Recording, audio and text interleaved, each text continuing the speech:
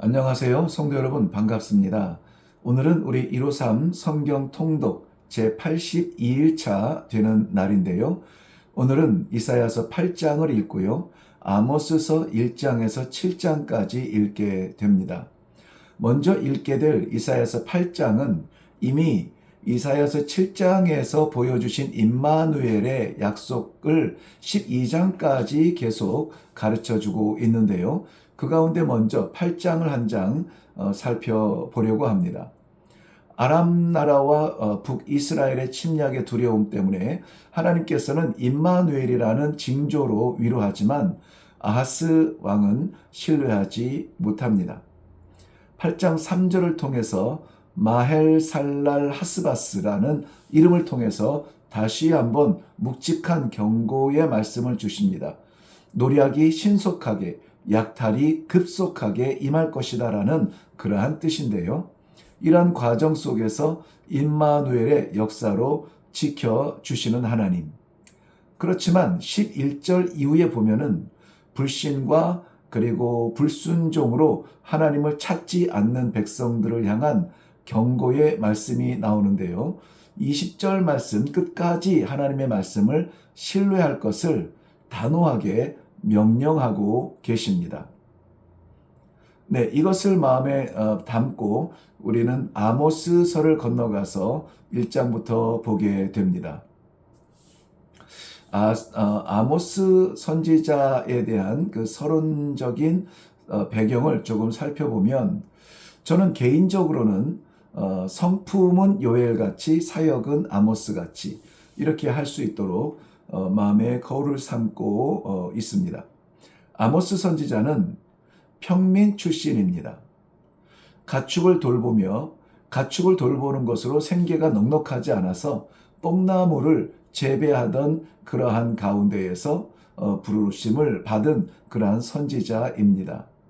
그러므로 우리가 하나님의 사역에서 제사장이나 왕이나 학자나 이런 계급 속에서 선지자를 기대하고 찾을 이유는 없습니다. 하나님은 목동을 불러서 왕을 세우시고 평민, 농부를 불러서 선지자로 세우시는 하나님이십니다. 오늘도 하나님께서 153 성경 통독을 함께 동참하는 모든 성도들 가운데 이 시대의 메신저로 세우실 수 있는 그러한 영적인 성숙이 나타나기를 바랍니다. 아모스 선지자는 예루살렘 남쪽에 있는 드고아라고 하는 곳의 출신인데요. 남쪽 유다 이스라엘 밑에 있는 드고아 출신이면서 사역은 오히려 북이스라엘을 중심으로 사역을 하게 됩니다. 아모스라는 그 이름의 뜻이 짐 혹은 짐을 지는 사람이라는 뜻인데요. 정말 남유다에서 살기도 벅찬데 북이스라엘까지 그 메시지를 전해야 되는 원치 아니하는 십자가의 짐을 지는 듯한 그러한 이름의 뜻을 가지고 있네요. 아모스 선지자는 외적으로는 굉장히 번성하고 풍요로움으로 인해서 교만해지고 그 교만을 인하여서 방종으로 부패하고 배교의 부끄러운 삶을 살고 있는 허수아비 백성에게 회개를 촉구하는 내용으로 아모스 선지서를 채우고 있습니다. 성도는 망하지 않는다고요? 성도는 망하지 않지만 성도인 줄 아는 거짓 확신은 망할 수 있다는 그러한 경고의 말씀이 담겨져 있는 듯합니다. 그러나 그 모든 약점을 딛고 다윗의 새로운 장막을 세우실 자 예수 그리스도를 제시하는 말씀이 아모스서에 담겨져 있습니다. 평소에 잘 보지 않는 아모스서인데요. 이번 기회에 그 깊은 하나님의 사랑과 메시지를 받을 수 있기를 바랍니다. 아모스서 1장 들어갑니다. 선지자나 제사장으로 훈련되지 못하고 들에서 양을 치는 목동으로서 뽕나무를 치는 농부로서 아모스는 자신의 삶이 아니라 주변 나라들을 향한 하나님의 심판을 경고하고 있습니다. 그러나 모압이나 암몬이나 에돔 같은 나라들은 먼 조상을 보면 같은 혈통에서 나와서 심판 아래 서는 것을 보고 있습니다. 누구라도 형식적인 것에 매이지 않고 끝까지 하나님의 말씀을 붙드는 민족이 살게 되는 것입니다. 하나님은 심지어 유다를 책망하기 위해서 막대기로 들어 사용하신 바벨론, 이 바벨론도 하나님의 역사를 보고서 돌아오지 않으면 제국이라는 큰 힘을 가지고도 여지없이 심판의 명단에 올라가게 됩니다. 나라의 크고 작음이 아니라 우리의 풍요와 빈곤의 차이가 아니라 하나님의 말씀이 있는가 없는가로 판가름 나는 것입니다.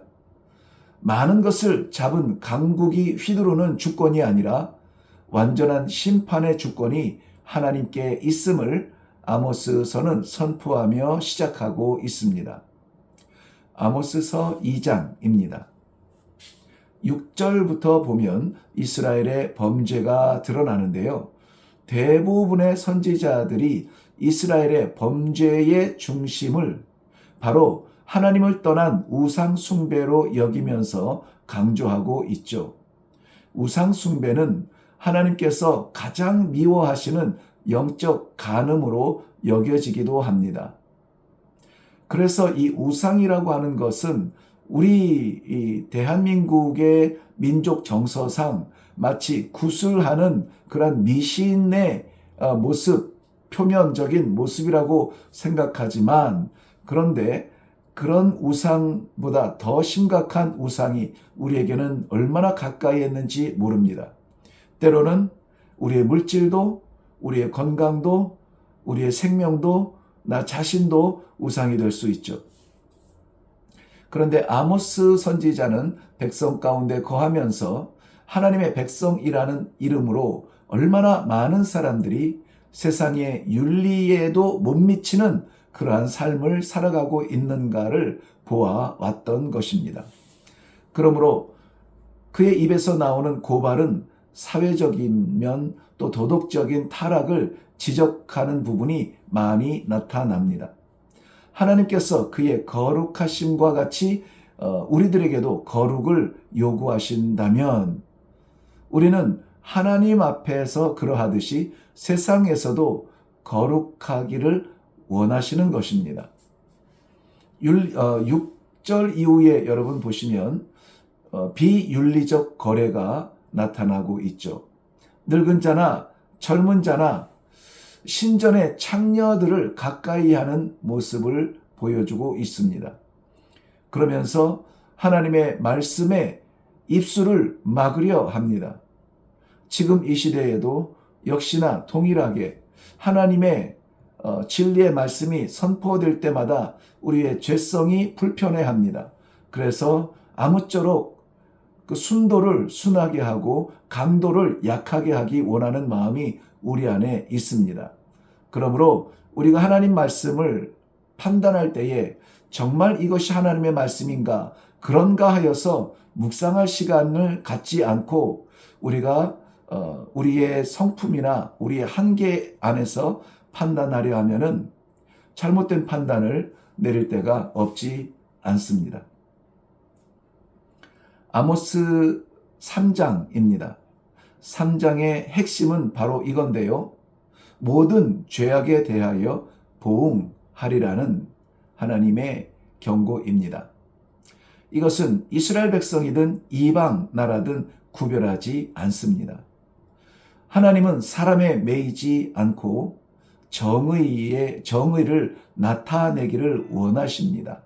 그의 사랑하는 백성들에게는 더더욱 그렇겠죠. 사마리아는 15절 말씀 보면 화려하고 정교한 것들로 채워진 아름다운 곳이 되었습니다. 그러나 그 죄악의 속을 이방 나라들에게 보여주심으로 말미암아 수치를 당하게 되죠.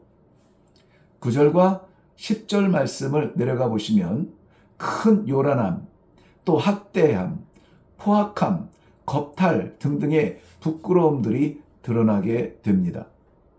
그런 후에 언제 이런 도시가 있었나 말할 만큼 흔적만 남아서 하나님의 심판의 엄위하심을 나타내는 그러한 도구가 됩니다.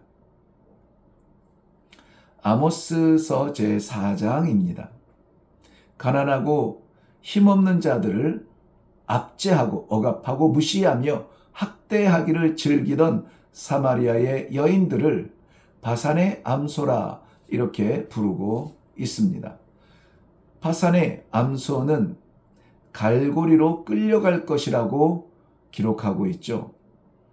당시에 포로로 끌려가는 모습이 갈고리로 끌려가는 형태인데요. 바로 그것을 경고하는 것이죠. 4절과 5절에서 그들은 이웃들에게 악행을 행하면서도 여전히 종교적인 외양을 유지하고 있는 모습을 보이고 있습니다.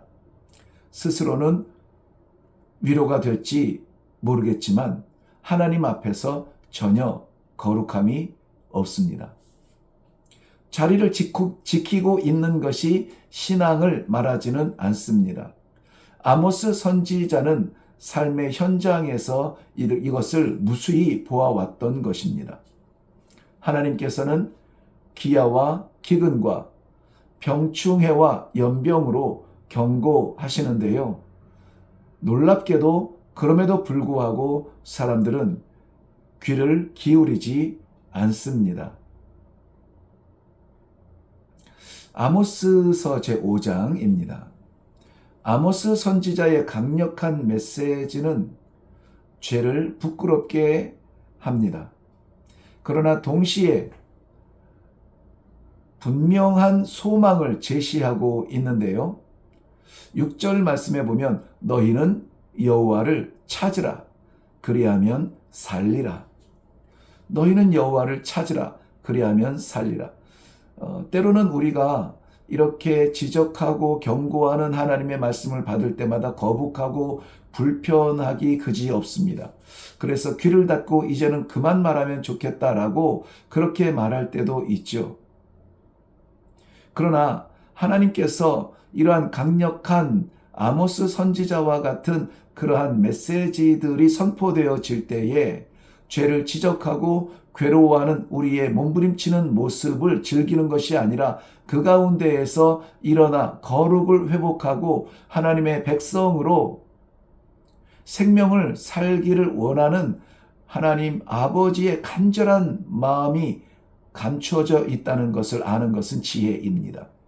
그러므로 여호와를 찾으라 그리하면 살리라는 말씀이 우리의 마음에 새겨지기를 바랍니다.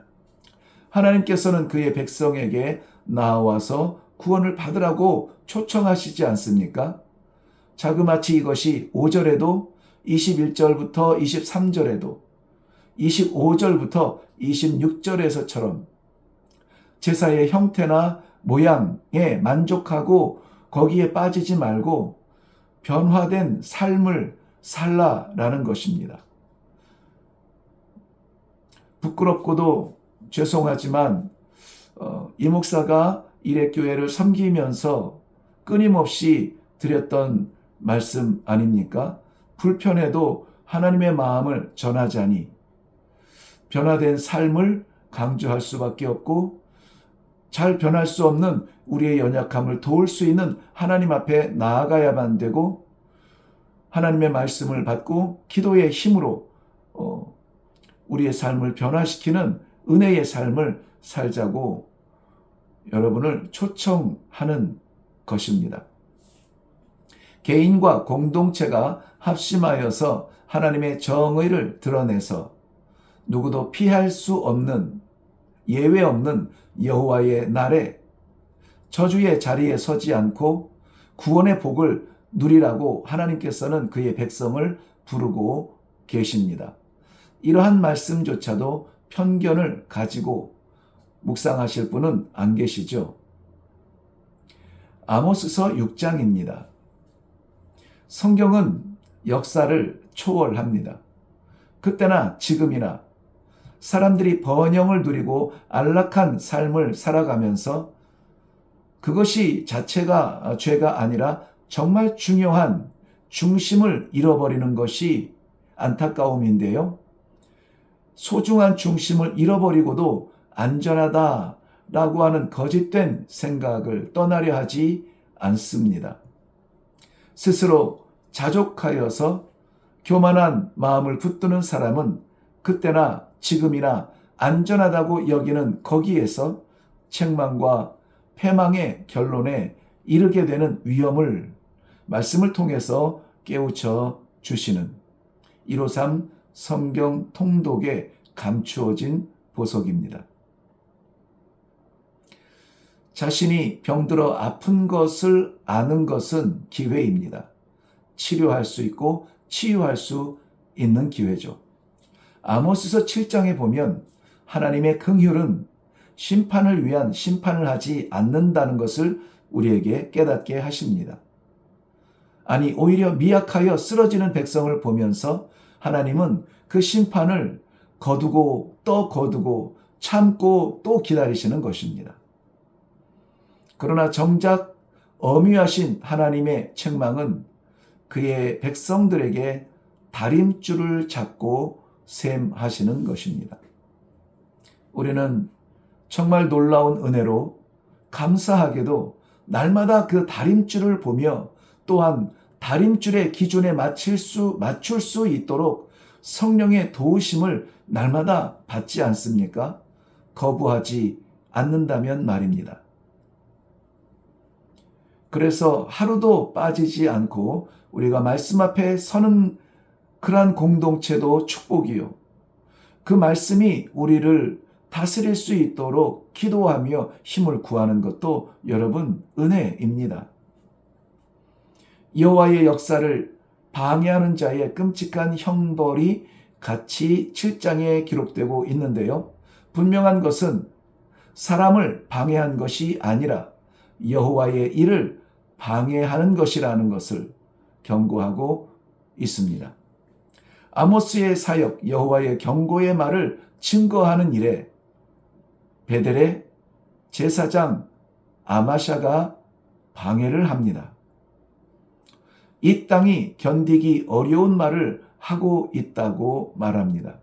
그러니 너는 너의 땅에나 가서 말을 하라고 합니다. 너의 땅은 아까 말한 대로 남유다를 말하겠죠. 우리는 잘하고 있을 테니까 우리한테 자꾸 이래라 저래라 따갑고 쓰라린 말 외치지 말고 너 사는 너네 민족에게나 가서 그 얘기를 하라는 것이죠. 하나님의 일을 방해하는 자는 제사장의 자리에 앉아 있을지라도 심판을 받게 되는 것이 아모스서의 말씀입니다. 아모스서 8장입니다.